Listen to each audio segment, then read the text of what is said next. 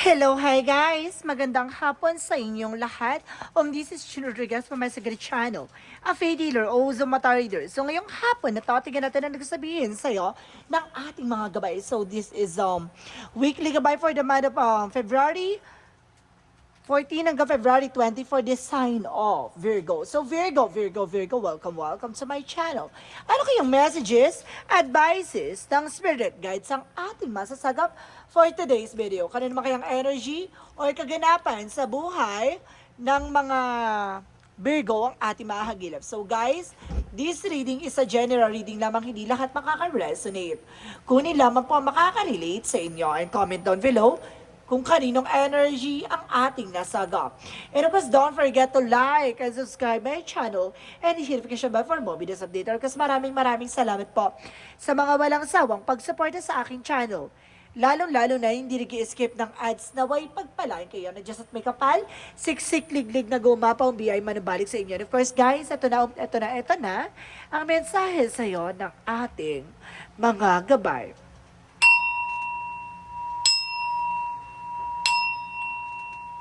Angel Spirit Messages give me an information. So ano kayang gusto sabihin sa'yo ng ating mga gabay? So eto na nga. So there's an Eight of Cups. So there's a letting go. No, may mga bagay na kailangan mo na ma-move on or something. Or may mga bagay na kailangan mo na kumbaga tignan yung magiging kinabukasan or yung magiging eksena mo, ganon. So let's see, moving forward, no?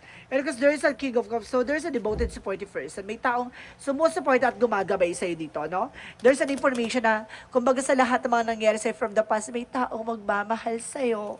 Additional messages for the Two of Pentacles, maging balance ka, no? Keep yourself balanced, no? Maging balance ka, emotional, practical. And of course, there's a Knight of Wands by slow and steady. Panatiling kalmado. Additional messages. And because there's a Six of Swords transition na makakaalis ka na sa situation. May mga bagay na unti-unti ka na makaka-move on, unti-unti ka na makakabangon.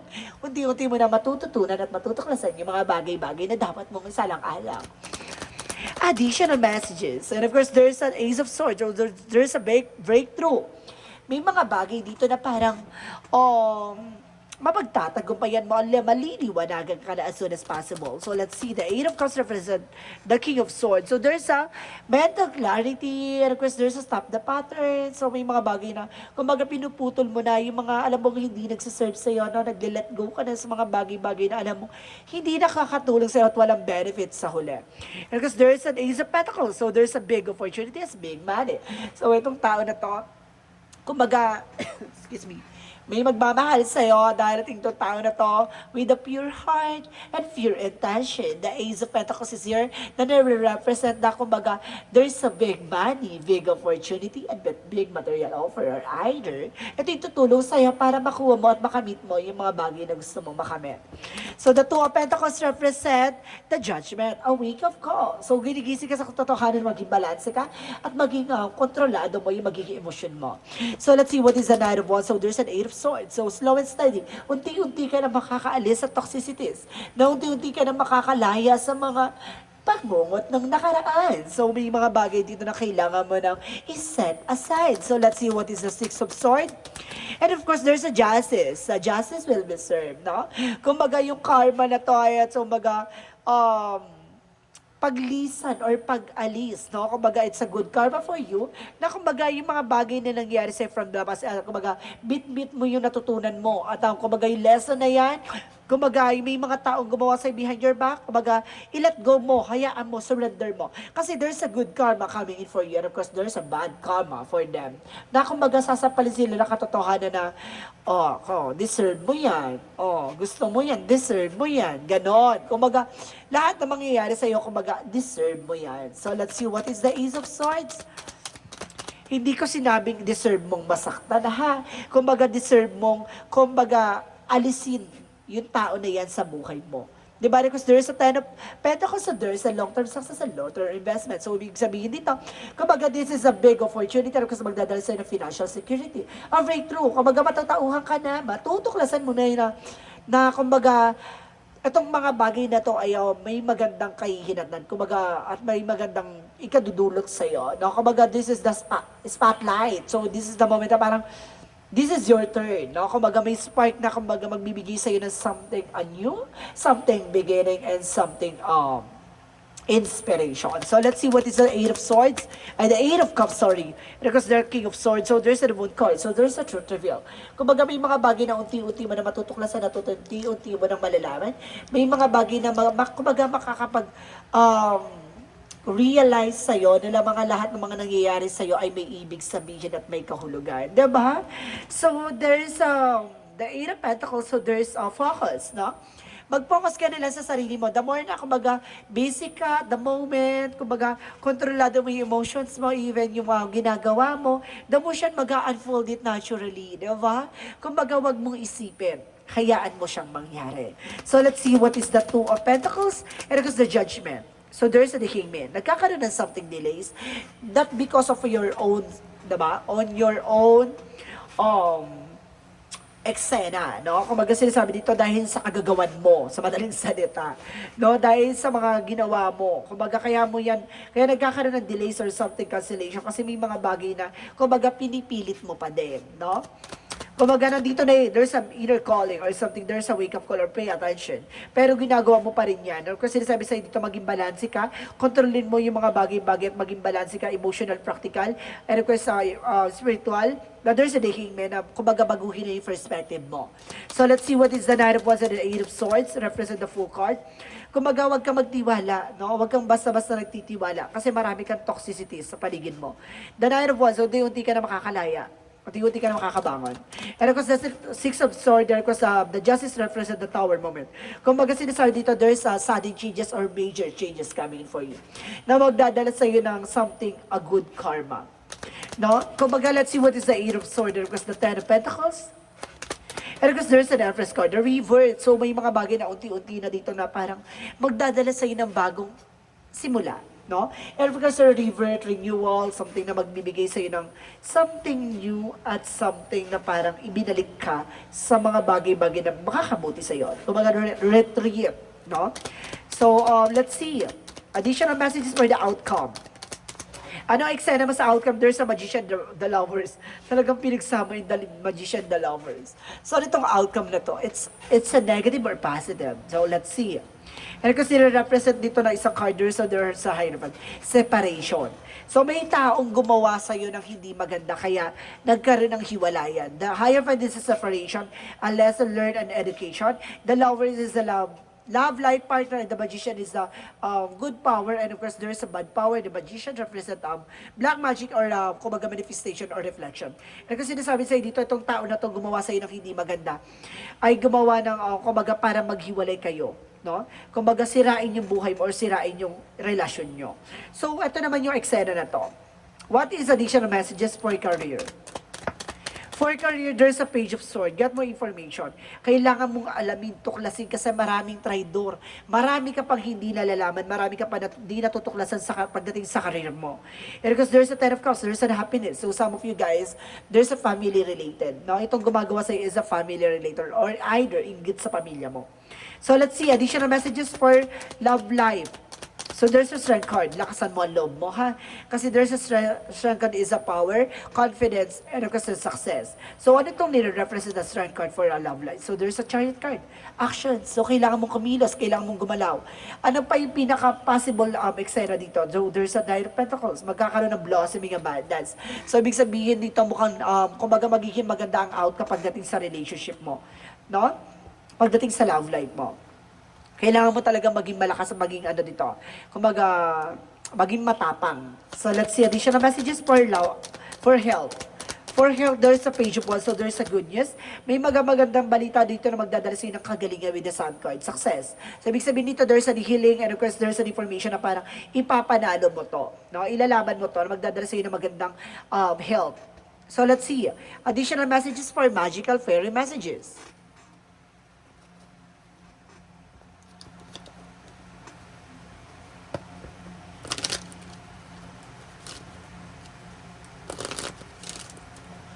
For magical fairy messages, angel spirit guides. So, there's a new career. So, magkakaroon ka ng bagong career, no? Your work's focus is shifting in a positive, new and of success in a direction. So, get some exercise. So, kailangan mo rin mag-exercise, ha? Para makapag-isip ka ng mga bagong plano. New careers or new jobs. So, yung sinasabi sa akin dito, ha? So, let's see additional messages for Yin and Yang Oracle card. So, there's a shadow side. So, there's a the moon represent the truth reveal. So, may mga bagay na malalaman at matutuklasan ka with the third eye. Oh my God! Kung magalakas na naman pakiramdam mo, ha? There's a hidden agenda about sa spirituality. So, there's a possible na may something, there's a something na magbibigay sa'yo ng clarity. And there's a close of guarded, no? Protection na may sarili mo. Napakalapit mo na eh. Matutuklasan mo na.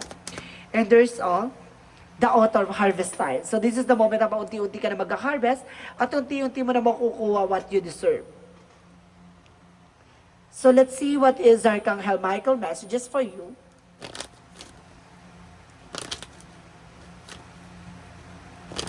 What is Archangel Michael messages for you? So there's the person that you're asking is about trustworthy. No, yung tao kinakausap mo, iba pagkakatiwalaan mo. And there's your home is protected by angels. So yung tahanan niyo protektado ng ating gabay, ha? Additional messages. And there's positive thoughts create a positive outcome and positive result. So manatili kang positibo, no? Being optimistic sa lahat ng mga eksena mo. Kung magating naman yung lighter situation. What is the Monsology? What is the Monsology represent? So there's be bold and make the first move. So kailangan mong kumilos, kailangan mong gumalaw, kailangan mong solusyonan as soon as possible. So a new start is coming. So magsisimula na panibagong chapter ng buhay mo. Additional messages for the chakra. For the chakra, so there's a creation. So gagawa ka ng isang bagay na kumbaga, magdadala sa ng, diba, signature.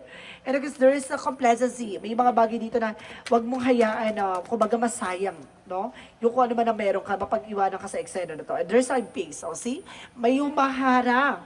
Kaya hindi nag-unfold ng yung mga bagay na mangyari, hindi nag-unfold naturally. Kasi may yung, kumbaga, kumukontrol, no? Kaya hindi mangyari yung mga bagay na dapat mangyari. Siguro, pagdating sa business or pagdating sa trabaho or kumbaga nag-aantay ka ng travel, so there's a possible na kumbaga hinaharang nito kaya hindi ka makaalis. Or naghihintay ka na lang ng resulta pero hindi pa rin mag-work, no? So let's see what is additional messages. So there's a right passage. So makakapasa ka naman, no? At the same time, there's a taking action. I told you so. There's a taking action. So kailangan mong kumilos. No? Kailangan mong solusyonan. At the same time, there's a choices. So choice mo yan. No, ikaw yung kumaga maniniwala ka, magtitiwala ka. So there's an awakening. So talagang minumulat ka or parang ginigising ka sa katotohanan na there's something wrong. So let's see what is the Romance Angels. Romance Angels represent true love. True love can exist. So talagang darating yung araw na magkakaroon ka ng love life and there's a chemistry. So ibig sabihin talagang, di ba, it's not all about love. It's all about care and tenderness. Ay, tenderness. So talagang sinasabi dito na kumbaga hindi lang siya kumbaga kilig eh. There's a love talaga, no? Kumbaga it is infinite love or there's an everlasting promises. And there's a angel of balance. So magiging balance ka dito. And there's a door to the spirit. So bukas ang pintuan para about sa spirituality. So talagang pinumulat ka na there's something wrong about sa spirituality. Oh my God! There's a deceit. May makukulam talaga, ti. Oh my God. May taong gumagawa sa'yo, kaya tinututulan yung mga bagay na nangyayari sa'yo. Pagdating sa love life and career and so on. So, ibig sabihin talagang, di ba? Pinipilit nilang harangin para hindi mo makuha. And because there's health. Oh my God, it's possible na may health issues din. Ginagawa ka din dito sa health, ha? And there's a gratitude. So, ibig sabihin dito, some of you guys, no? Kumbaga maging thankful ka kasi nalaman mo na yung mga bagay-bagay na nangyayari behind your back ay yung pala yung dahilan. Di ba? And of course, there's an Archangel Raphael, represent the consultant nutritionist. Huwag ka magtaka kung bakit ka pumapayat. Kasi may taong gumagawa ng hindi maganda sa. And of course, there's a listen to your intuitive feeling. Makinig ka sa intuition mo. No, kumbaga may gut feeling ka na eh. May something intuition, visions ka na eh. Hindi ka lang nag-take ng action. At the same time, there's a wait. May mga bagay na kailangan mong hintayin. And of course, let's see, additional messages. And of course, there's a new earth. So there's it's happening. Keep holding vision. So ibig sabihin, nangyayari na, guys. My God. No, kumbaga, itong reading na to, kumbaga nangyayari na nga. Or mangyayari na. Oh, let's see. Additional messages for Angel Spirit, guys. What is additional advices and messages for you? And there's a leadership. So, ibig sabihin, take charge of the situation. Kung hindi ka mag-take ng action, kung hindi mo mamumuno, hindi mo susolusyonan ito, walang mangyayari. And there's an author. Ikaw yung magsusulat ng sarili mong pahina. Ikaw yung magpapaganda ng kwento mo, o ikaw yung gagawa ng bagay na, kumbaga, ikaw bubuto o ikasasama mo. No? So, let's see what is the angel's answer. Angel's answer, be assertive. Dapat alam mo yung grounds mo. No, alam mo dapat yung magiging actions. But at the same time, there's an angel as your angel. So, kailangan mo humingi ng gabay sa ating mga angel spirit. At the same time, let's see. So, there's a big happy changes coming in for you. Magiging masaya ka dito. No, this is the moment na parang, ito na yung solusyon eh. Kailangan mo lang talagang gumalaw. So, let's see what is the Jesus loving quote. Jesus loving quote said, be of a good comfort, your feet has been bewildered. Ibig sabihin dito, kumbaga maging mabuti ka lang, no? Sa mga tao sa paligid mo. At kumbaga manampalat at magtiwala ka, ibibigay sa'yo ng buo ni God lahat ng mga bagay na gusto mong makuha at gusto mong marating or gusto mong malaman. So let's see what is the angel's number.